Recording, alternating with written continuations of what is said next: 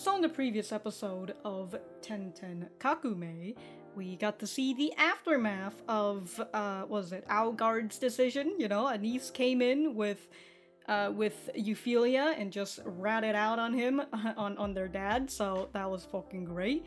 We got to see, you know, Grants and Orphans' nice little friendship with each other. And we'll just have to see what happens in the next episode, you know, because Anis says that she's going to make Euphyllia a magic weapon. I think that's what it is, or whatever, something from her magicology and all that, so we'll just have to see. But if by the end of the reaction or discussion you find that you've had a nice time, remember to leave this video a like and subscribe if you haven't. And if you didn't like the video, there's a thumbs down button right there. It's right below the video. Anyways, let's get started. I suppose she's moving, huh? So she's moving her stuff over to where Anis is.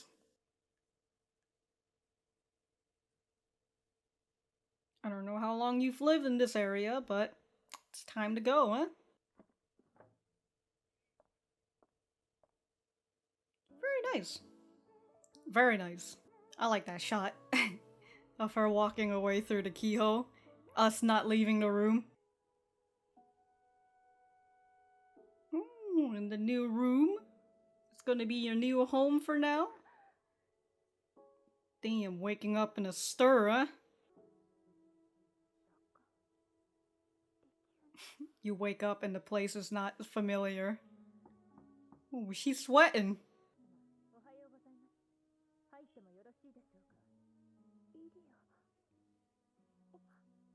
Someone who's not her maid?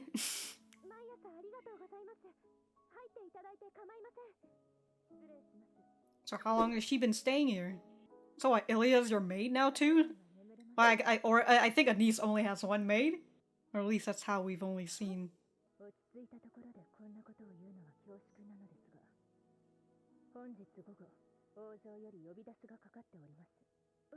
Alright. About the situation with Algard. Where's Anis in the meantime? Yeah, oh. Can you even meet her for breakfast? Oh?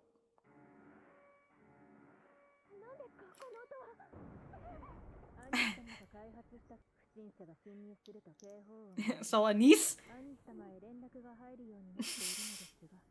Oh! It's just a bun right there. A magic tool. Okay, there you go. I just know it's a sword because of the opening. Her sword?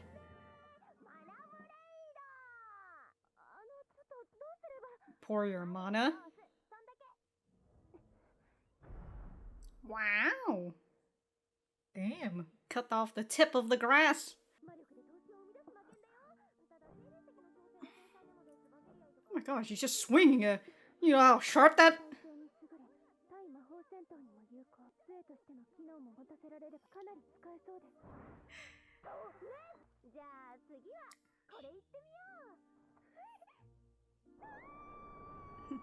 What, you don't want to fly in the sky again? Come on, Euphyllia.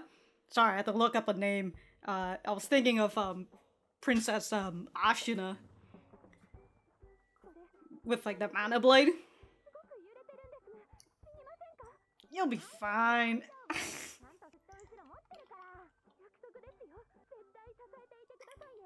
It's like riding a bike. You just let it go.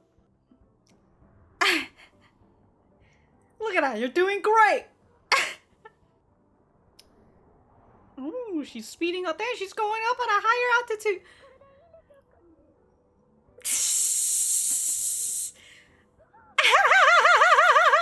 Now she's freaking out because she's... Damn! Alright, how did you expect how you expect Anis was going to be behind you? Even though it was a perilous perio? God damn it, I don't know how perilous situation. I had fun. I shouldn't be laughing at you. You're still royalty.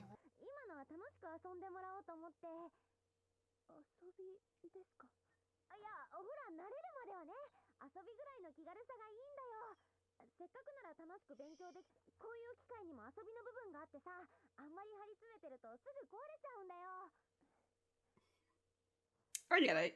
I get what you're trying to do. Oh, to go to the castle? You might need a new change of clothes too. That peak moment of like small little happiness, and then we're just back to some somber music. Most certainly not. Now she's learned to hold back just a little bit. Uh-huh.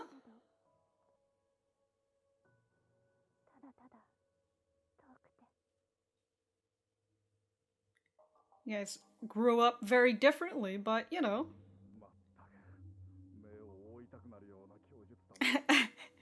I don't even wanna read the shit.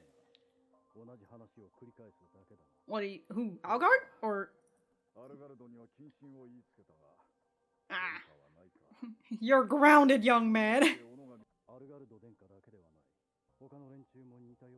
Other boys, the...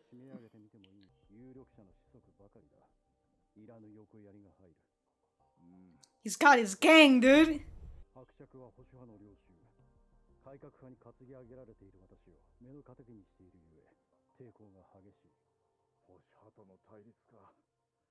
A conservative and a reformist.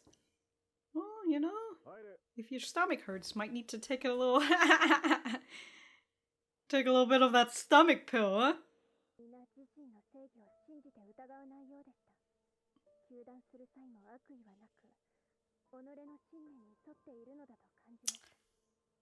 I don't know.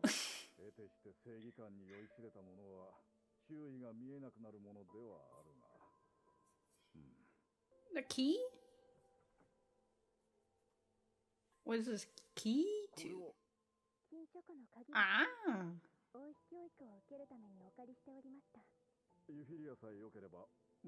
But she's not becoming queen anymore, huh? Not worthy of it?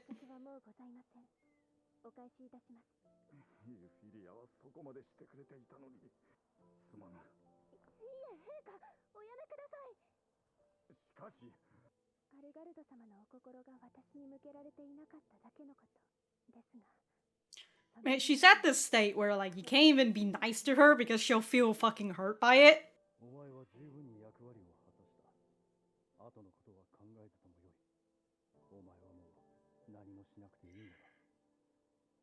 I don't really say there's nothing you need to do anymore. She had all this duty that she was trying to uphold, and now it's all just poof, poof, vanish.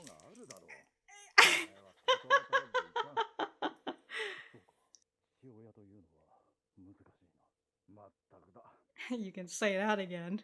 But have you really been a father all this time? I don't know. Okay, that just looks like a screenshot. Okay, well, this looks more like a...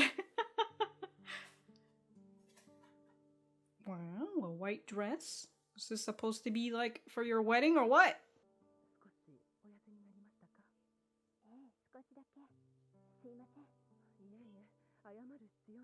Yeah, just need to eat more, come on!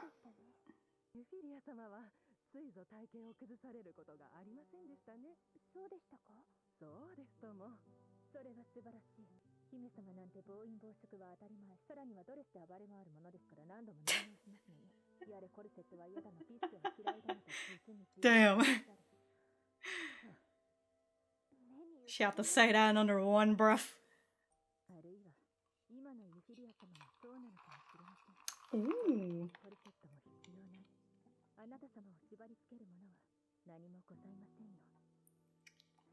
So look, that's what your fucking dad should have said instead of there's nothing you need to do anymore. Oh no, nothing. It's a triggering word, guys. I guess we can't say you don't, there's nothing you need to do anymore.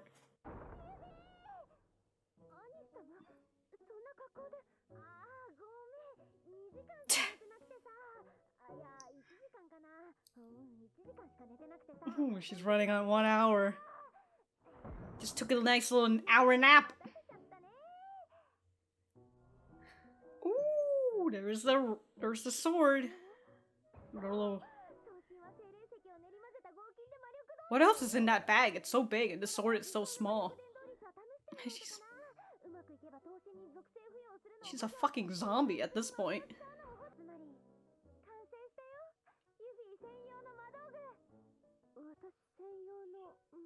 That's right! Well, I guess there wasn't anything else in that bag. It was just a really big bag for a tiny sword.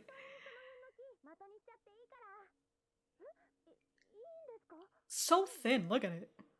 I mean, it's supposed to be like a rapier, isn't it?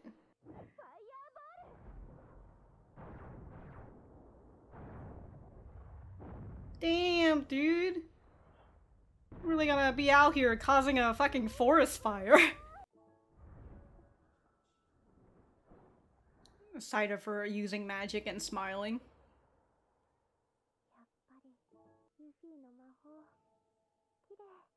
Mm-hmm. Currently, the times that she's smiling is when she's doing all these tests with Anis right now.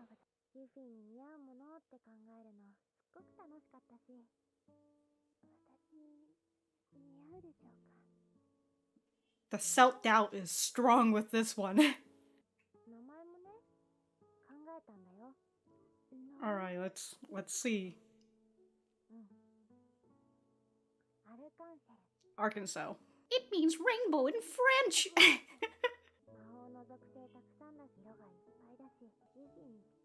Yes, you are a rainbow. Be with the gay, Euphyllia. Oh, she fell asleep. Well, I mean, she only had 1 hour of sleep, so like... Wow. She's saying, you're so hot, it hurt. Well, you know, now that she's done with everything that she needed, the adrenaline has died down, she fucking crashes. Well, she's your first now, huh?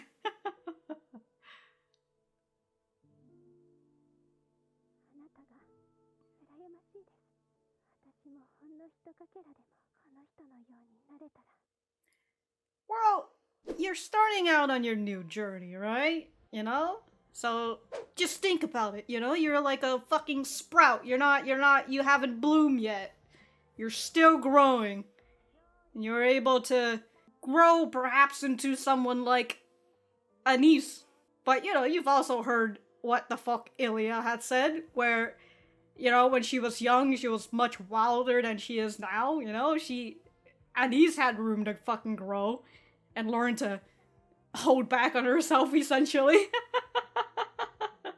That was a really nice episode. I really like it. I felt like it captured that continuous self-doubt that Euphyllia is having. And accompanied with the music, you know, especially...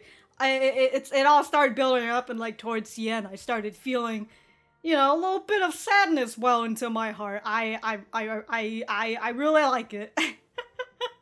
I don't know how much else I can say that I really like how the anime is doing for the series. So I will say I'm having a lot more fun.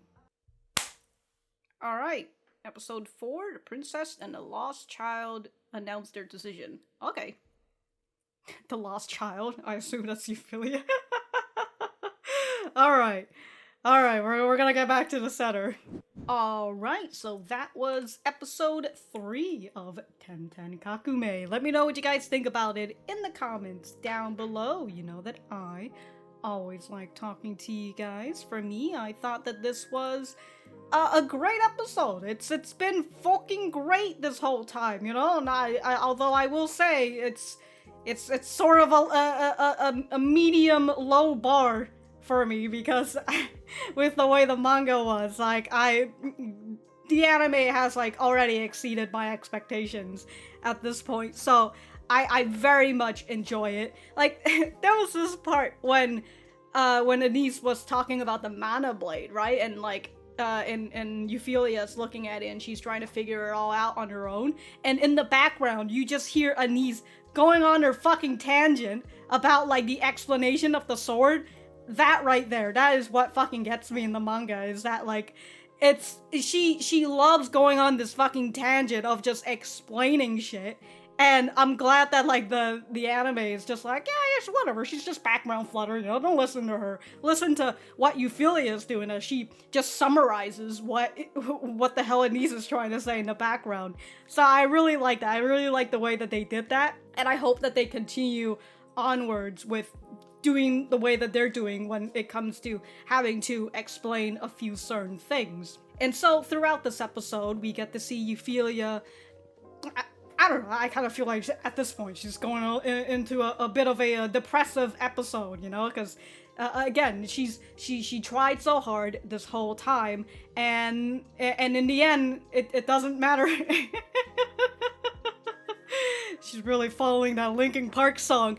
Yeah, she's done whatever she wanted to do, she needed to do, technically, the thing that was put on her, that she was raised for this, and it all just comes crumbling down, and this goal that she was supposed to fulfill is no more. And then there's all these people, and especially her dad, going and saying, there's nothing you can do anymore. There's nothing you need to do anymore. Nothing. And even though I like the way that Illia, it says that, she's just kind of like, there's nothing holding you back. Although, at that point, her father's word, I assume, is still just stuck in her. So she's just like, oh, nothing, there's... it's that feeling of emptiness, she feels nothing inside. It's like she said, she feels all dried up, and she just feels nothing right now. She feels a little numb, and it just sucks, and but I think the anime portrays it perfectly in the way that she is feeling about this whole situation, and I love seeing this aftermath. And I can't remember specifically in the manga if we had gun scenes of her, looking at her old room and moving away, the beginning of the beginning of this episode, and her seeing the maid, her maids and butlers and all that, saying hi to everyone before she leaves and go back to where Anis is. I don't remember that specifically, but I do like that. All I remember in the anime is fucking Anis just freaking going on monologues of explaining. But I like that in this time of her feeling like nothing, feeling like she's worthless. The times that she gets, like, happy, for even if it's just a fraction of a moment, the time that she feels happy is when she's interacting with Anis, and Anis giving her all these, like, magic tools and letting her try out and doing all her magic and all that. That's the time that we actually get to see her smile, and, like, the music is going, into an upbeat tone, to showcase this is a happy moment.